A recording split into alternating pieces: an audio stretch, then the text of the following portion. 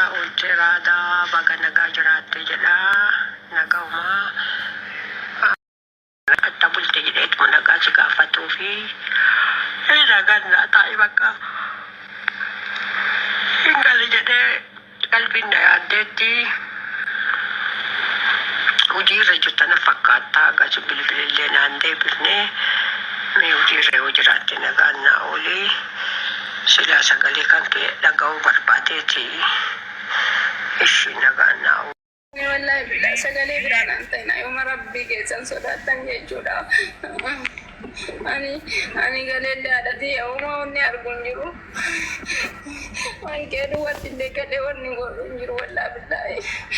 Ani waan biraan an godhina. Ani mucaa san bichaa akkatti dabalamu bichaa wallahi billahi.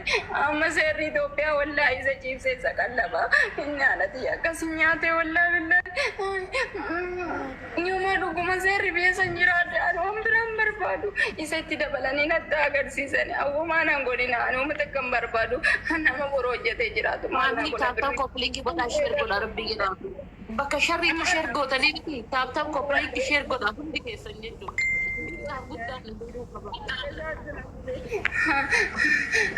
Haati tu akka taatee isa guddifteetu jira wallaaqa an gubadde isa waan biraan gubanne akkamitti haati nama akkasin nama guddiftee ofii deebanii nyaatanii isaan osoo biran nagiin jedhu osoo hin deemini taa'ii jedhuuni nabseen nagaadha daa'ima kenna ilaa beelaa nyaata gaa'ee fi dhufaanaan jettee na biraalitte boru wal kenna edeenii ture.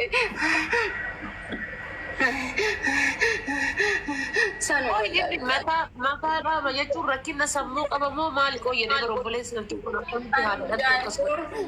mucaan durumarraa amala qaba malee mucaan rakkina sammuutti waan qabuun argine nagaumaanuma oolumaan jiraatan kookkisaatuma jiraata saatiitti ka'ettu kaatuma ana gana ajjeesu waan isii ga'uun seene beektaa isiin neessaa mana lama qabna mana lammaffaa san bultee nyaata geessitii fi amma guyyaa saatii kana inni homaan an godhu jetteef nyaata biddeemnatti baggaata ani koo ollaan hin jiru wallaahi nama namni illee haqee jiraachuu baatu isaaf isii bichaadha namni kenna namni keessa jiratu iyyiti ollaan hin jiru agarsiis guyyaa adiin akkas godhu maaliif garuu maa jarraa isii kana ta'e gubadde wallaahi gubadde garanna gubate wallaahi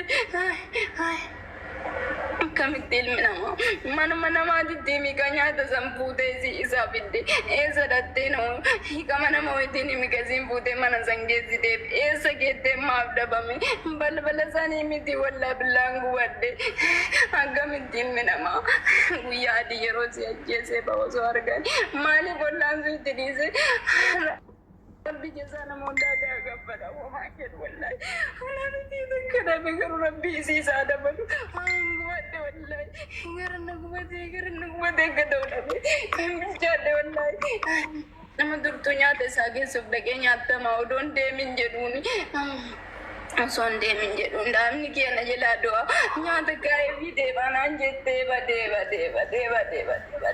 gubadde wallaa billaa والله بالله سجلي بران أنتنا يوم ربي كيسان صداتن من تفتر لما تقول زيها متايات هتاچن بدبي أجر عرب أجر لاي عرب أجر بيتوست يسرج يلا كنا عندما كنا هتوع دبي أجر لاي نقلوت الناتوا أجر بيت علات أبات يلاتم الناتوا كأنه عندما كانوا متنورو يا عندما بدو كذا الناتوا عندما يسجلات بيت يتوقع بدو كذا الناتوا يسجلات نبر ማታ እዛ ቤት አታድርም እና ስለምትፈራ የእንትኗ ቤት ሄዳ ነው ሌላ ቤት ነው ሄዳ ነው የምታድረው።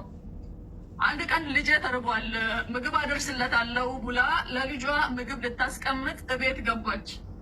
እናት ቤት ስትገባ ልጅ እናቱን ይዞ አርዶ እጅና እግሯን ቆራርጦ ቤት ውስጥ ደብቆ ቀብሮ ወጣ። የወለደችውን እናት ማለት ነው። ቤት ዘግቶበት ወጣ። ሬሳው ለአራት ቀን ቤት ውስጥ በከተና በአምስተኛ ቀን ግማቱን አላስችል ሲል የአካባቢው ማህበረሰብ ለፖሊስ ጥቆማ ሲያደርግ ቤቱን ከፍቶ ሲያዩት እጅ እግሯ የእናቷ እጅ እግር ተቆራርጦ ቤት ውስጥ ነው ያለው። ልጁ አሁን ላይ በህግ ስር ነው ተይዟል። አሁን እዚህ ጋር እኛ የምንፈልገው አንደኛ የኢትዮጵያ ህገ መንግስት ለዚህ ልጅ አሳማሚ ቅጣት ወይ የሞት ፍርድ እንዲፈረድበት ድምፅ እንድትሆኑ ነው። የሞት ፍርድ ሊፈረድበት ይገባል በዚህ ልጅ ላይ ምክንያቱም ጤነኛ አይደለም እንዳይባል አርዶ መደበቁን እንዴት ሊያውቅ ይችላል? ጤነኛ ካልሆነ ማለት ነው። ገሎ በእጅ እስከ መቆራረጥ ድረስ የወለደችውን እናት።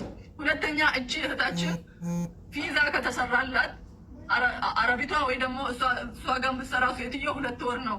ልጅቷን ወጥታ እንትን እንዳትል ከለከለቻት። አለቃትም እኔ እስክመጣ ድረስ ልጅቷን መልቀቅ አልችልም አለች። ልጅቷ ደግሞ እንደዚህ እያበደች ነው ያለችው። ወንድሟ ራሷን ስቶ ራሱን አያውቅም። በአሁኑ ሰዓት ላይ ሕክምና ላይ ነው ያለው።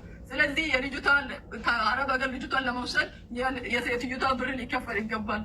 ወንድሟንም ለመርዳት ብር ያስፈልግ። አማርኛ ጎሌቲት ና ስረት አርጊተንተና መና አረባ ጅርቲ ሲን ኤጋ ቪዛን ራደ ለገሜ ጂ አለም ቪዛን አሮይነ ኤጋ ራደ ለገሜ ጀቹን ኦቦሌስ ሲለ አቹማ ዱባይ ኬስ ጅራ ኦቦሌቲን ሲ ተከተሙና ጭና ጅርቱታን ሃደ ኢሲ ደልቴ ilmi obboleessummaan isii xiqqoo amala hammaata jedhanii fayyummaa isaa fayyaadhana fakkaata amala hammaata garuu haadha tana yeroo mara inni naannessaan gaafa kaanii ilmi kun yoo hidhamellee haadhuma tana hiisise yoo inni waa ta'ellee akkanumatti osoo jala deemtu ilmi kiyya beela hee nyaata fidaa fi jettee itti seente manatti wayita isiin itti seente haadha ofii san ilmi sun fuudhee qalee kukurtee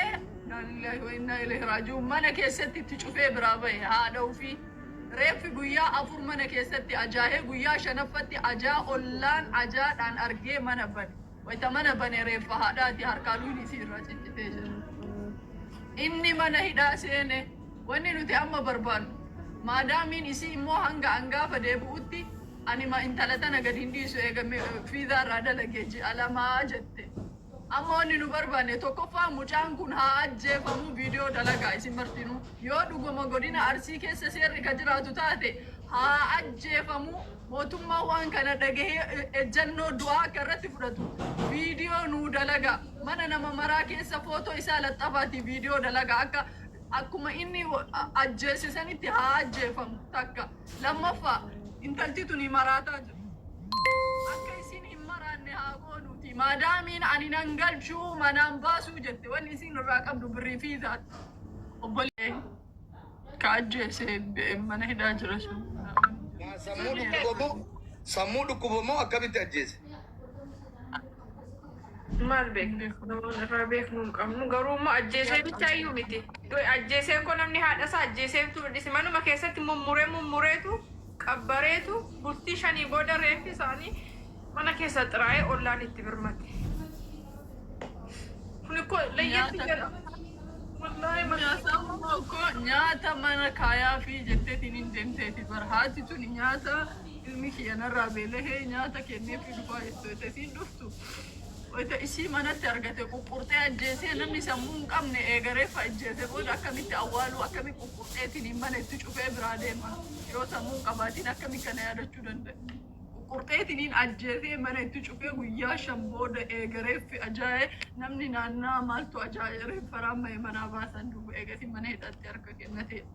Tokkoffaa mootummaan Itoophiyaa waan kana murtii ilaalessaa ta'e akka nama hundaa fakkeenya ta'utti mucaan kun gadi bahee rashanamuudha qaba. Itti aanee immoo ilmaan tana sadanuu galchanii yookaan akka isaan boqotan gochuu yookaan immoo biyya namaatii biyya isaaniitti osoo maraatanillee biyyuma isaanii keessattudha. Namni marti waan akkana kana dhaga'ee sammuun isaa sirrii ta'anatti fakkaatu. So namni martinuu waan kana irratti gahee keessan osoo baatanii immoo jibochaa immoo hin ergina. Atamma kenna eessa jirtaati? Mana jaazaa jirta moo mana hojii jirta kenna? Biyya kamiin jirti? Ani chaarjaa jira mummee keessaan si dubbisaa kiyya jechuun inni xiqqoo harka seeraa jira asirratti dubbachuuf naan tolu yoo sii tole immoo naadhaan walii waan jiru si hubachiisuu hin danda'a. Ani beekamu sin barbaadu jajjaba keera. Ani garuu sagalee naata wallaa billa akka biyya dugda kana akka argaa sa'aan biyya sadi galeessa argine bakka haala biyya walii akka dabala yoo seerri arsii nageenya keessa jiraate ammaka wallaa billahi ammaka wallahi anuma barbaadu mana godina mana fayyadamu hojjetan. Anuma fayyadamu. Maaltu maal ta'e mubeekiyya maaltu maal ta'e? Alimaa kana miyuutiin godha. Alimaa kana biyya isinii Dubaayin jirti. Dubaayin kun akkuma gargaartu kushinaa arabaa keessa dhaabataa jirti. obboleessisii haadha ajjeesee obboleessummaan isa jiru haadha ajjeesee kukkutee guyyaa meeqaan booda reeffi haadhaa mana keessaa argamee inni to'annoo seeraa harka galee jira arsiina geellee jirti jundii jedhamu kana biloo godhaa jira jibbisiisaa xiraadhaa kana injirtuu godhitarras jira kanaafuu haadha kukkutee ajjeesee mana mootummaa dhageegiisaa jira atattamaan oolee tumbulin akka ajjeefamu akka sabaatti qofa tunta'in akka gandaatti qofa tunta'in akka namoomaatti Itoophiyaa guutuu nurratti ka'ee namni kun akka fannifamuu tuntaane kukkutamee akka ajjeefamu isin barbaadaa jirtu namni haadha koo ajjeese kun haati koo akka qophaan qabbaramne innis hojinnaaf qabbaramu jetti nummoo atuu mana madaamii keessa jirta madaamiin ergaa iqaamarraa hojjette guyyaa ji'a lama madaamiitti dawwaleetti naasee adaraa madaam akkasitti duute haati ani ilmoo ollaatii na qorattee jedhu ani ilmoo ollaasiiti abaatu baatee ofitti fudhannaa jennaan an biyya biraan jira yeroon dhufe dubbannaa jette sii kawallee fudhannaa jenne amma madaamiin dhufuun si naqu waan dandeenyu sappoorti gooneeni keessumaa yookiin namni jabaan cufuu sin danda'a anu rabbeen saafa lafise birii qaama madaamii amma isin jettu waa'ee qaamaa waa'ee maalii dhiisaati akka namni kun